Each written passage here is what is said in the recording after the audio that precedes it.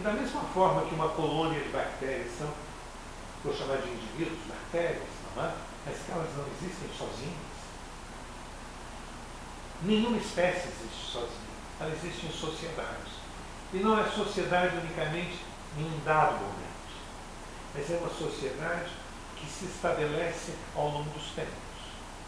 Isso é muito importante para nós, porque nós não somos indivíduos com autonomia e independência, como muitos podem presumir que tenhamos, mas nós temos uma inserção e nós só existimos dentro deste profundo diálogo, desta profunda comunicação com os outros, e não só com os outros da mesma espécie, com os outros da natureza.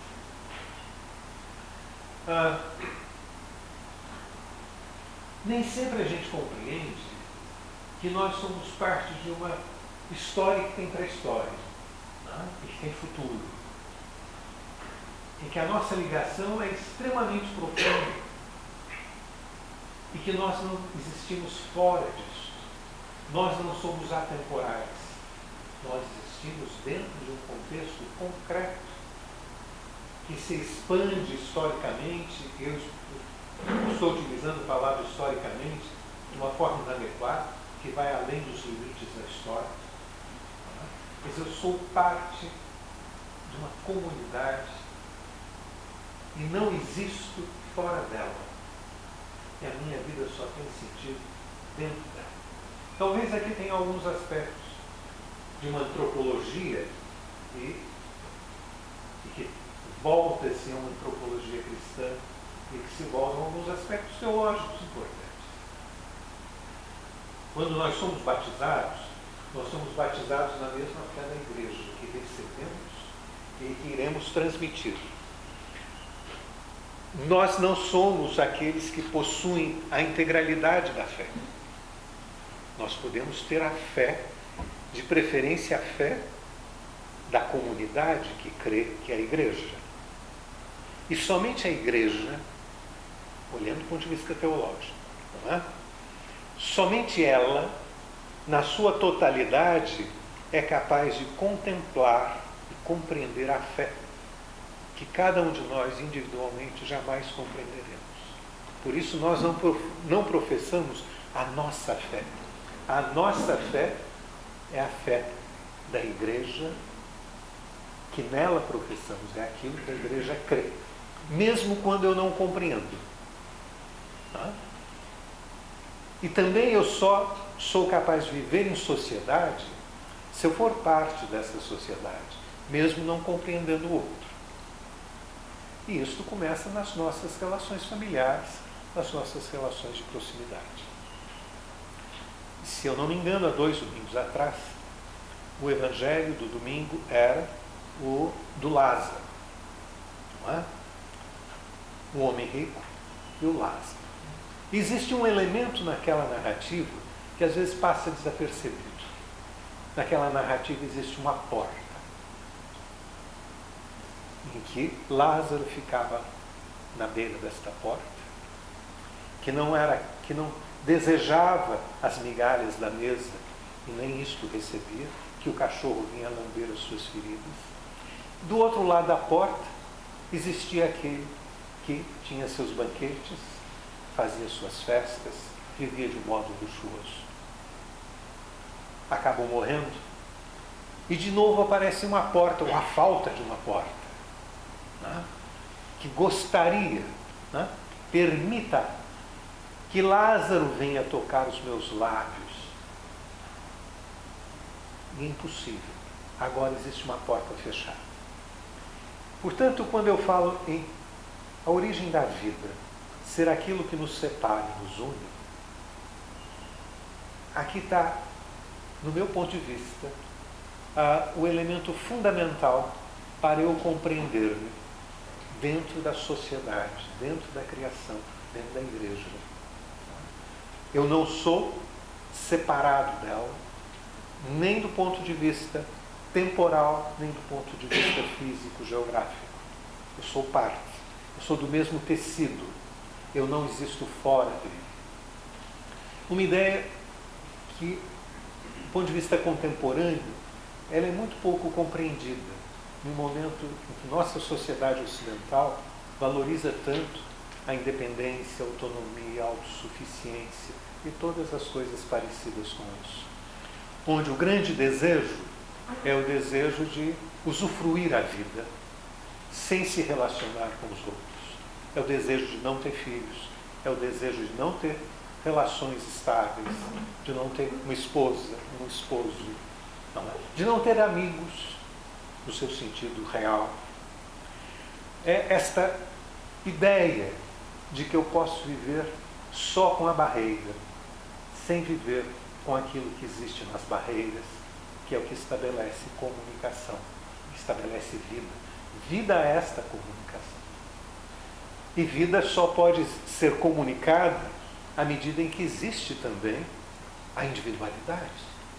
E aqui talvez esteja um dos grandes mistérios da nossa relação com Deus, ou de Deus conosco. É um Deus que nos dá liberdade.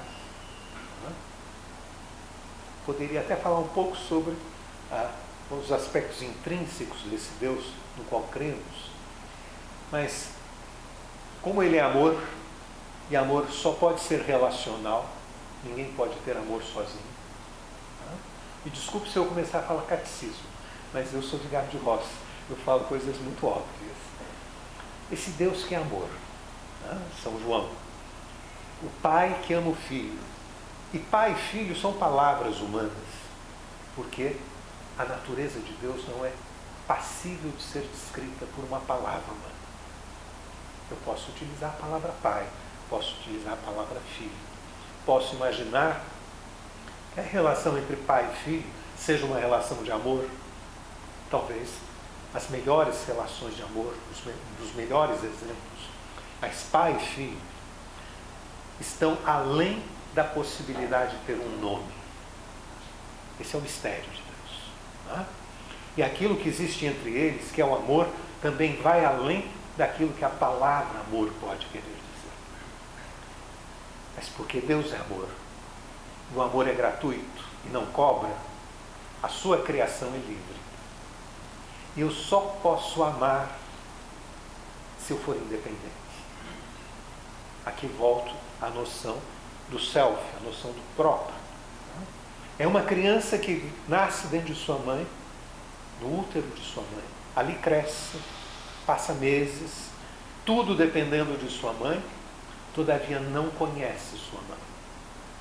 Para conhecer sua mãe, é necessário que nasça, necessário que se afaste, e que não acontece no dia do nascimento, acontecerá em algum lugar no final da adolescência, não é?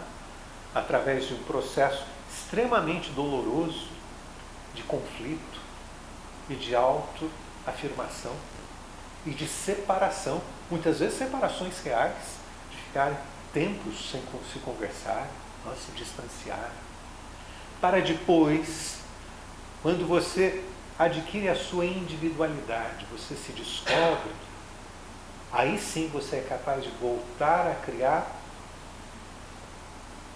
a relação de amor, o convívio, o contato. Essa mesma membrana, essa mesma muralha, utilize-se a palavra que se desejar. Este mesmo fenômeno que nos separa, é ele que permite que a gente seja a gente e que a gente possa identificar o outro, inclusive Deus. Se eu não descobrir-me como pessoa, eu jamais descobrirei Deus como pessoa. Jamais serei capaz de amar a Deus. Então, quando nós falamos origem da vida, fim de nossa vida, eu não gostaria de falar de aborto, não é que são temas muito batidos, de eutanásia, mas eu gostaria que a gente refletisse um pouco de onde eu vim para onde eu vou, no seu sentido mais profundo. Essa noção profunda de que eu venho do mistério de Deus, deste Deus cujo nome é indizível, eu sou aquele que é. Eu não tenho nome. Eu não posso ser descrito nome enquanto aquilo que descreve. Deus não é passível de ser descrito. Ele é aquilo que Ele é. Eu não sou passível de ser descrito. Eu não conheço a mim próprio. Só Deus me conhece. Eu não conheço o outro. Às vezes eu fico admirado quando dois jovens vão se casar e eles acham que estão se casando e se amam porque se conhecem. E se eles se amam porque se conhecem, esse casamento vai dar certo. Porque o amor tem que ser além do conhecimento, não é? Porque o dia que eles se conhecerem de fato, será uma decepção tão grande que não tem como. Né? Ninguém se casa um com o outro, se casam diante de Deus. Tem um texto do Antigo Testamento lindíssimo, que é uma das leituras propostas para o sacramento, para a celebração do sacramento do matrimônio, que é aquele que vai e casa não sei quantas vezes, vai morrendo, até que eles se colocam diante de Deus. Param, rezam, se unem a Deus, e aí eles podem unir-se entre eles. É de uma profundidade imensa. Isso vale para o casamento, mas vale para todas as relações humanas. Eu só encontro o outro em Deus. Eu só encontro a mim próprio em Deus. Fora de Deus eu não me conheço. Se eu não for capaz de separar-me de Deus para reencontrar-me com Deus, eu nem conheço a Deus, nem eu conheço a mim próprio. E só Deus me conhece. Por isso que Paulo nos diz, eu faço aquilo que eu não quero e não faço aquilo que eu quero. Porque eu não me conheço, eu não sou o Senhor de mim. Eu só posso encontrar-me comigo no homem perfeito que é Cristo Jesus. É nele que a minha humanidade adquire seu sentido. É somente através dele que eu chego na intimidade da Trindade. É só no encontro com Deus que eu posso encontrar-me com o outro, senão eu terei desencontros humanos. Portanto, são etapas de nossas vidas muito importantes. Primeiro, a etapa em que eu tenho que descobrir-me como criatura, em que eu tenho que descobrir-me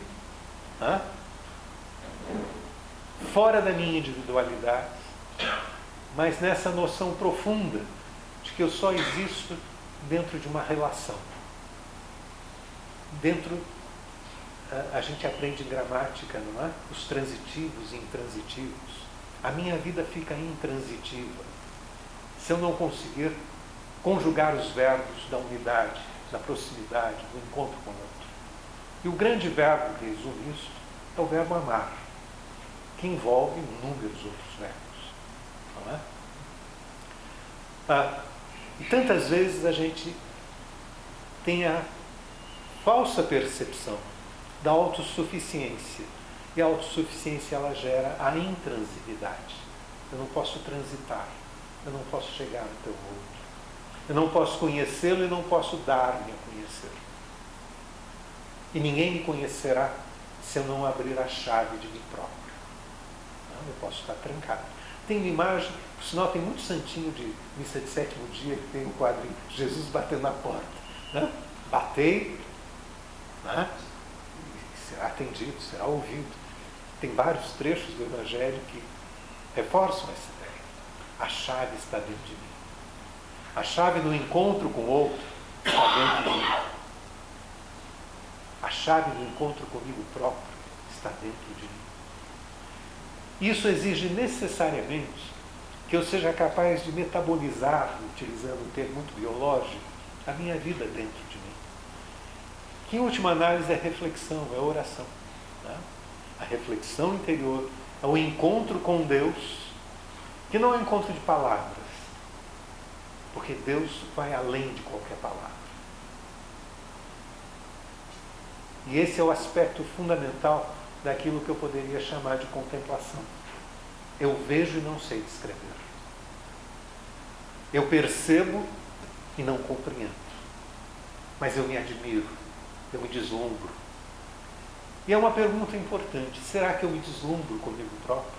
Será que eu sou capaz de olhar a maravilha que Deus faz em mim? Será que eu sou capaz de olhar a maravilha de Deus nos outros, na natureza, no universo? Neste universo que conhecemos, porque possivelmente há vários outros universos. Não é?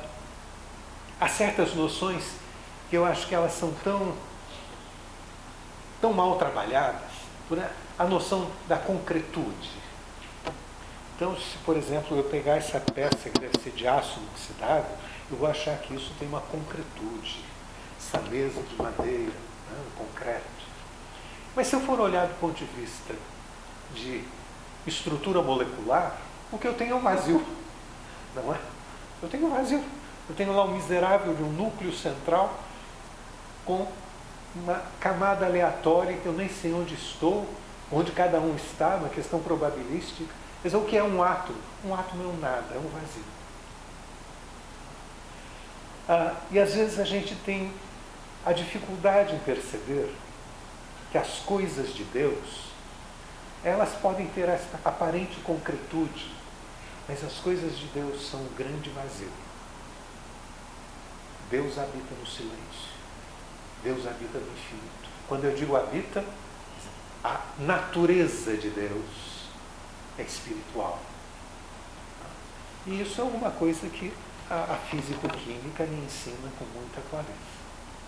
Então, eu gostaria de conversar um pouco com os senhores, porque eu não sei falar, sou muito limitado nessa questão, e também minha cultura teológica é muito pequenininha, de tal forma que talvez a gente pudesse juntos vislumbrar o inominável de Deus.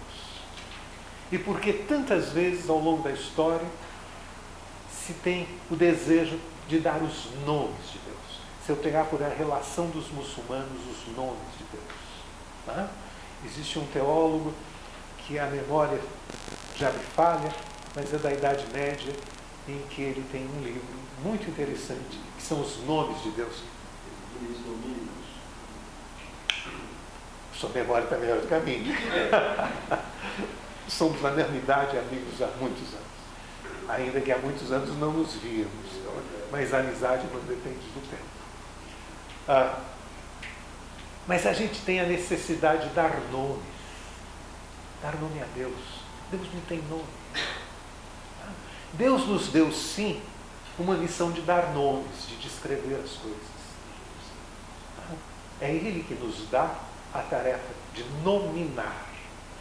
E o ato de nominar é um ato de eu reconhecer a diversidade. Quando eu dou um nome, eu reconheço que existe o outro. Pode ser pessoa, pode ser animal, pode ser coisa.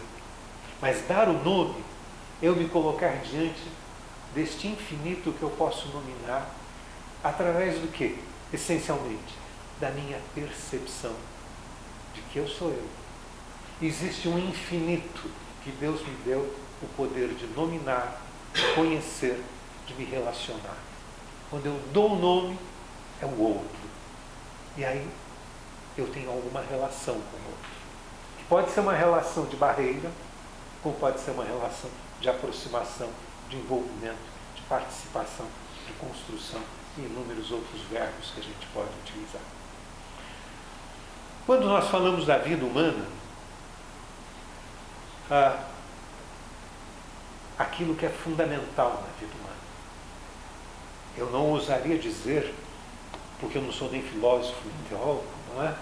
Eu não ousaria dizer que isto é a característica fundamental do ser humano. Mas a capacidade de reconhecer-se diante do outro, nominar o outro, é um dos elementos mais determinantes da nossa natureza humana.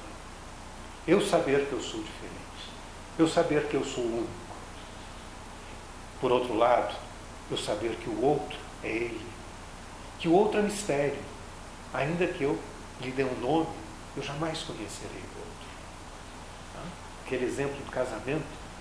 Marido e mulher que acham que se conhecem são dois tolos. Eles podem se amar. Amar o mistério do outro. Mas que ele conheça o outro. É um pouco quem conversa com gato, com cachorro, com planta. Ele acha que o outro é igual a ele. Não é. Pai e mãe que acham que seus filhos, que conhecem seus filhos, é um mistério. Pai e mãe não conhecem filho nenhum. Eu, vigário de roça, conheço melhor os filhos de muitos pais do que eles próprios. Talvez seja a sua experiência, não é?